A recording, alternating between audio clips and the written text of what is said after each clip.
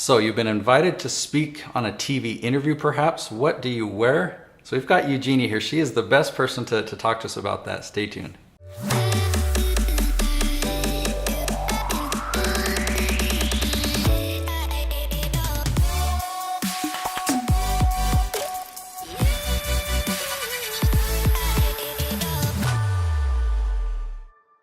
All right, so I'm excited to hear your advice on this. Maybe let's start with what not to do. So if you've been invited to go speak on TV or be interviewed on TV, what are some things that you should not do? One of the things I think you should do, if you wear glasses, you should be cognizant to perhaps switch to contact lenses, and not, because the glare of the glasses, if the camera catches it, you can see the reflection. Yeah. So try to avoid glasses. However, I'm sure they make some lenses now, and I don't know much about eyewear because I don't wear it myself, but I'm sure there's some lenses now that are anti-reflective, so that can help. But a good example of this is, for example, Oprah. When she does her interviews on her Super Soul Sunday interviews, she usually wears glasses. She's got an incredible collection of eyewear, but you don't, I don't know if it's the way the camera's positioned or the way she's positioned, you don't see that reflection. So it works for her. But just in case, be safe. So have you seen people that have worn glasses on TV and the glare and the reflection? Yes, it's just not a good thing, because I want to see you, right? I want to be able to see your eyes. And with today's technology, you are able to see every little nook and cranny. So I want to really be able to see who you are, not be distracted by the glare. So that is one of them. Another one is big, bold jewelry if you're a woman. Because it distracts, again, from you, and I want to pay attention to you, to your face. I don't want to be looking and staring down at this huge necklace that's around your neck. Because I see that necklaces like that are pretty common. They're pretty popular, where there's a lot of stones and... Correct. Be careful. Again, it depends on who you are and what the interview is about. Obviously, if it's more fashion forward, right, you are going to probably be wearing accessories if it calls for that. But professionally, be careful, because I want to see you. I want to pay attention to what you're saying. What about color? Are there colors that are better for TV or? So colors, that's a really great question, because if you wear blue, like you're wearing blue, that's a really safe color. Blue pretty much looks good on everyone. So that's a very safe color, especially good, like a cobalt bold blue, not so much as a baby blue. Also, what I'm wearing, this color looks really good on TV. It complements my skin tone and my hair, and it looks good. Try to stay away from off-whites or grays, light colors like that. Wear brighter colors, greens, yellows, blues, pomegranate, hot pinks.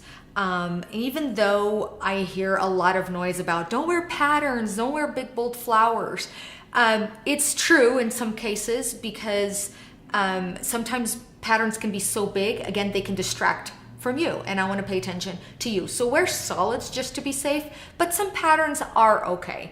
And also, I hear a lot that black isn't okay to wear. You know what? I've seen some incredible stars on TV, and they're wearing black, and they look phenomenal. So again, it depends what your skin tone is, where are you shooting, and so forth.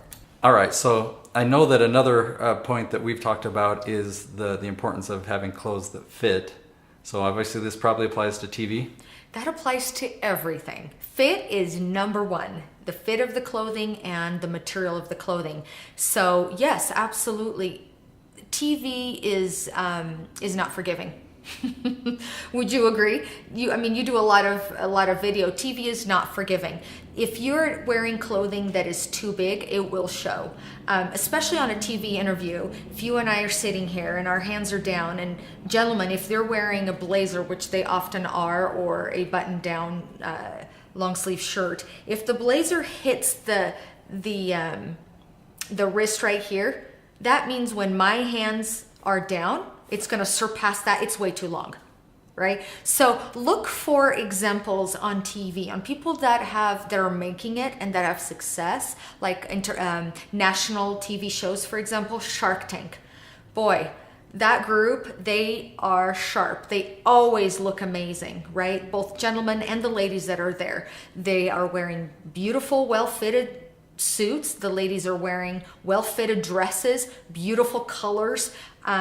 They have their hair professionally done and their makeup, both men and women. So pay attention to the way they look every single time. You'll go, wow, they look amazing. Mm-hmm. So yes, Shark Tank is a good example of that. So one of the things that I experienced for the first time with you is I've never had clothing altered, other than maybe when I bought suit pants or something, I needed to have them shortened, for the length.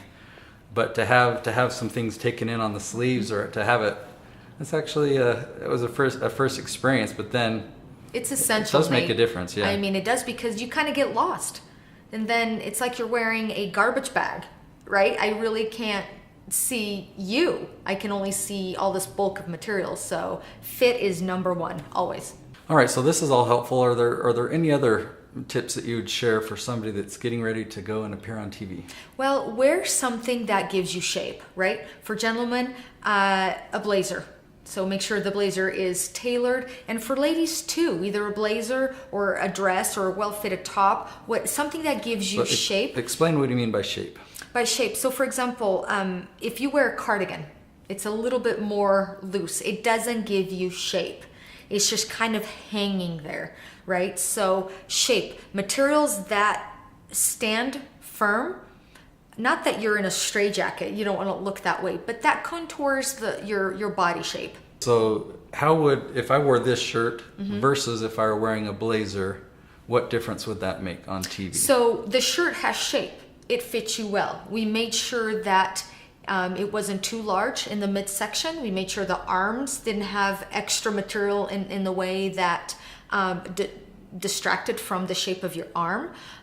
So a blazer goes the same way. A blazer has more structure even. If you are trying to give the appearance of looking more fit, a blazer is a good way, because it tends to hide a little bit of the midsection. Now, what if I went on TV and I were wearing a V-neck T-shirt? Then your body must be ready for that V-neck T-shirt, because it's not forgiving. Okay. You can wear a blazer over it, right? But if it's something that's really that hugs your midsection, I probably would say stay away from it. Okay, so you got to pay attention to your body type and whatnot, but there's different things there's lots of different directions you can go with it. That's correct. Okay. And again, pay attention to those who do it really well and that you think, wow, they look sharp, they look good, and kind of emulate what they're doing, because obviously it's working. Well, thanks so much. I really appreciate Eugenia sharing your advice on what to do to prepare for being on TV. Don't forget to subscribe, and we'll see you tomorrow.